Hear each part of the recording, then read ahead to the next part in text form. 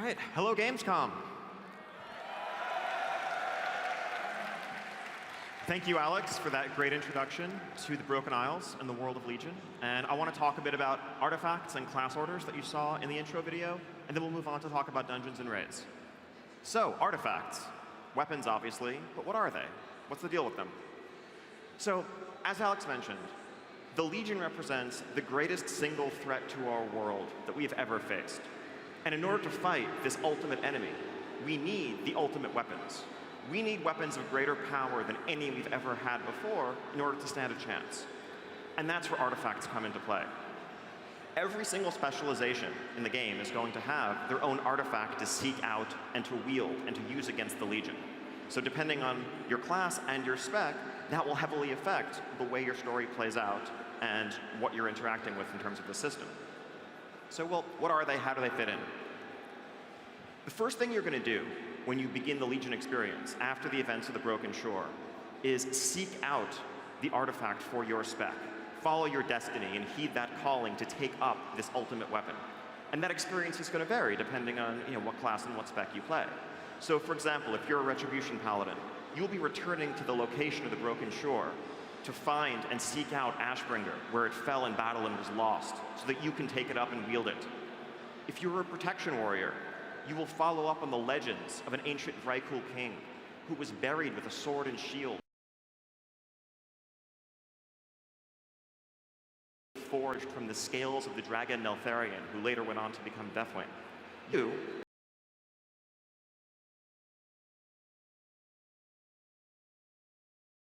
is go to Icecrown Citadel, find and seek out the shards of the weapon where they lay after the fateful encounter with the Lich King at the end of Wrath of the Lich King. You will take those shards up and you will reforge them into a pair of rune blades that are the ultimate Frost Death Knight weapons.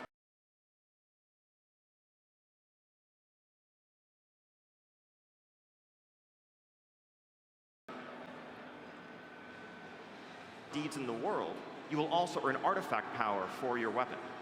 Artifact power is something you will earn through a wide variety of activities, whether completing a major quest line, killing a dungeon boss, outdoor objectives, winning a PvP battleground. Virtually any major type of activity in World of Warcraft will contribute to leveling up your artifact. Now, this artifact power that you earn, what do you do with it? Well, you're going to spend it to unlock traits that empower your weapon and empower your own character. In addition, you can also have a number of visual customizations that you'll be able to unlock and explore. Ultimately, you control the destiny of your artifact. You customize the path in which you unlock those traits, and you choose your path to greatness. Now let's get into the system a little bit more. So, Ashbringer. This is a quick screenshot of the UI for Ashbringer. Now, each artifact has a trait tree like this. It's kind of a grid that is overlaid on the outline of the weapon itself. And as you earn artifact power, you can spend them to unlock these traits. Once you unlock a trait, the adjacent nodes unlock and become things that you can spend a power in. And ultimately, you choose what you want to work towards. You choose how you want to navigate this tree and what you want your weapon to be. And at the far ends of the trees are major impactful abilities, such as the one we see on the screen here. This is something that will essentially cause your Ashbringer to duplicate some of your most powerful abilities. Let's look at the Frost Death Knights. Again, different weapons, different silhouette to the weapons, and therefore a different outline to the grid, but ultimately the same general concept. You begin at a central location and work your way towards the things that you most want.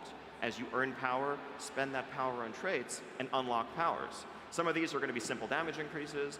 Others are things that transform your rotation.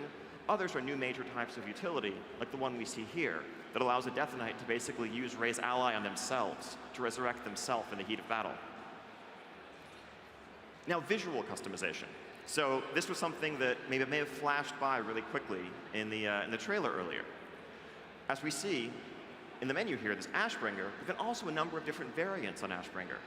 We understand that in a world where many Red Paladins will wield Ashbringer, it's important to really be able to feel unique and like your expression is like your weapon is an expression of the character that you want to play, of the things that you value, and of your accomplishments in the world. So these different looks to the weapon are things that you will be able to unlock through a wide variety of means. Some of them simply by leveling up your weapon, others by completing specific activities, whether they be raiding or PvP-oriented or more completionist things in the world as a whole. And within each of these looks, there's also a large number of color variants. So there's a tremendous total number of combinations for how you can have your artifact look. Now, with Ashbringer, what we generally did, and what we've done with all of the artifacts, is you get the base weapon that looks like the sword you know and love that you've always seen in Tyrion Forgering's hand. It's the Ashbringer. Then there's sort of an evolved, upgraded version of it that once you reach a certain level of power with your weapon, you'll be able to unlock. But then we gave our artists the challenge of really just going off in exciting new different directions with these weapons, of trying to reimagine the fantasy of the sword. And that led us to things like an Ashbringer that's made out of pure fire, or a corrupted shadowy Ashbringer, or one that is shattered and being held together by crackling lightning. All of these have the basic silhouette of the weapon we know, but they have a very, very different feel ultimately, and there'll be things for you to work towards and use as an expression of the character you want to play. So I know I've talked a lot about Ashbringer.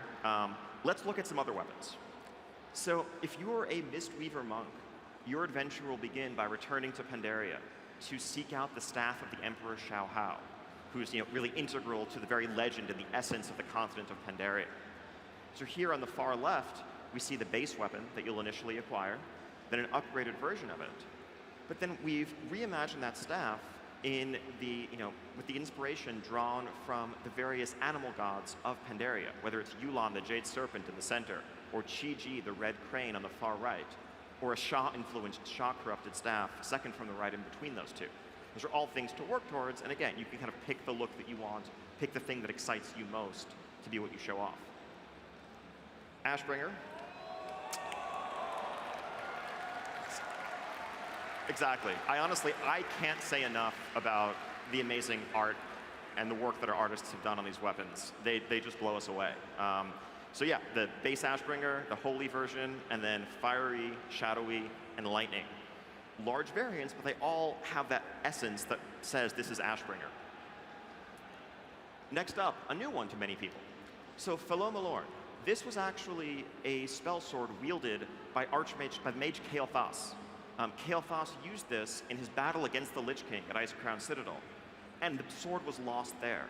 So if you play a Fire Mage, you will begin the expansion by seeking out that blade. And when you take it up, you see the base version on the left. It is a very Blood Elf origin fire spellblade, an evolved version, but then the fantasy goes in different directions from there if you want to customize it in a Fel direction, or sort of a molten lava direction, or the heavy Titan-influenced one on the far right that has a very different feel to it. It's all up to you. The Eagle Spear. So this is something that is new to the lore. It's heavily associated with the High Mountain Tauren. This is basically a fabled weapon of the Tauren tribe in High Mountain that you will seek out. You will track down the powerful creature that claimed the life of its last wielder, defeat that creature, and take this for yourself. The animal inspirations for the spear, you see, the base version is sort of themed after the eagle. Then in the center we have a wolf theme, a serpent, and a bear on the far right. This weapon will be something that survival hunters can seek out and claim. So next up, Frost Death Knights. So these are the blades that you will forge from the shattered shards of the greatest Death Knight weapon of all time, Frostmourne. The base version on the left, and then the initial upgraded version second from the left. Now for these weapons, we actually didn't go in such crazy different directions. We didn't do a fiery sword. I mean, they're all kind of, it's a question of what you like most as Death Knight. Do you like skulls, or frost, or more skulls, or different skulls? But they're all different variations on the essence, the fantasy of what being a Death Knight is. And when you think Runeblade, this is what comes to mind. That is what your artifact needs to mean to you. Doomhammer.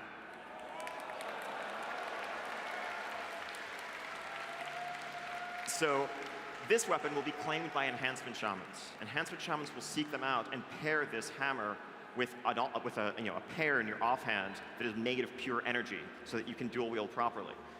The base version, of course, the one we know and love that we've seen Thrall carrying around for so long, and then various variants of it. The fell version in the center, a fiery one to the right of that, and then a magical crystalline one on the far right. All the essence of Doomhammer, but different fantasies to explore. Let's see, what's up next? So, Feral Druids. So, Feral Druids can seek out the fangs of the first Nightsaber. And on the far left here, we see a druid with the base initial artifact that just claimed it. He's like a level 100 druid. He's been playing the expansion for an hour or two. In the middle, we see a druid with the upgraded fangs of the first Nightsaber. He's been playing for much longer. He's attained a more powerful artifact. On the far right side, we see a druid with spectral fangs of the Nightsaber, and it's a totally different look of the weapon. I mean, you can see how awesome the weapon is, right? Oh, right, yeah.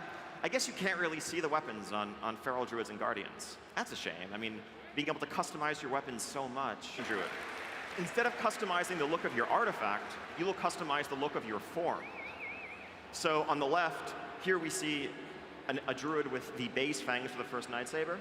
On the right, that spectral variant. Now, of course, there's many different color variations on each of these, and more entirely different models that we just couldn't fit on this slide, but they'll be the same number of variants as every other class has. So that's something for Feral Druids and Guardian Druids to look forward to. Oh, and by the way, yeah, on the last slide, that was an updated high-res version of the base cat form, in case you were wondering.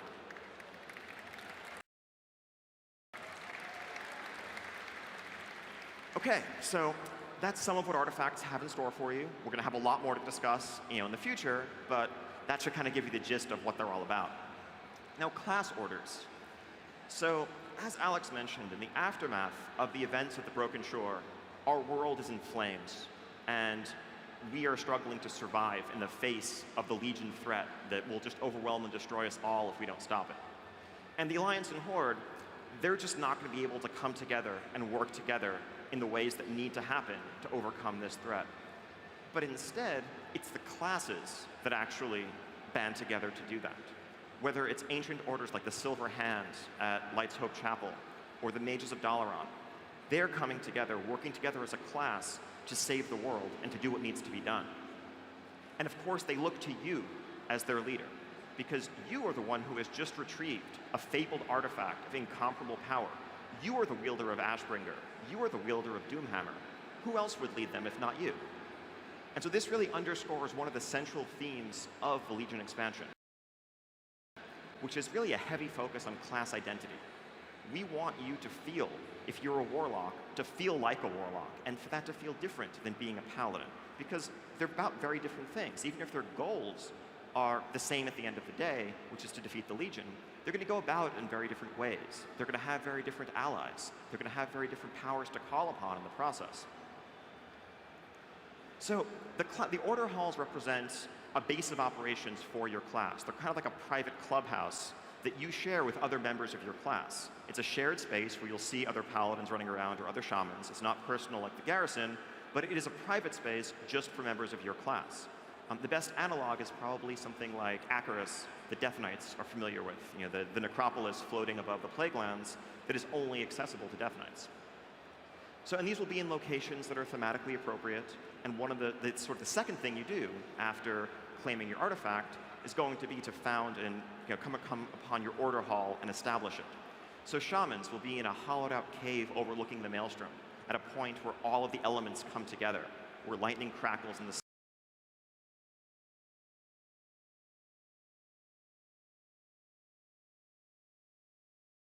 sky overhead, and molten earth churns in the middle of a swirl. Demons all over the place. So the Warlock Order Hall is actually going to be on a Legion portal world, where only they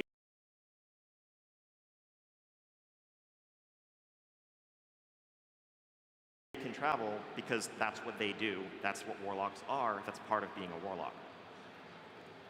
So this is a screenshot of the Paladin class Order Hall beneath Light's Hope.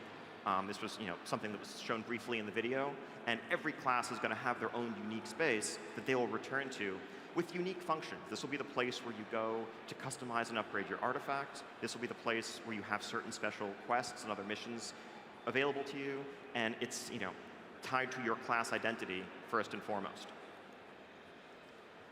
So in your order hall, you're going to have champions of your class, of your order. Now, this is an evolution of the Draenor follower system. Whereas in Draenor, you were raising an army, right?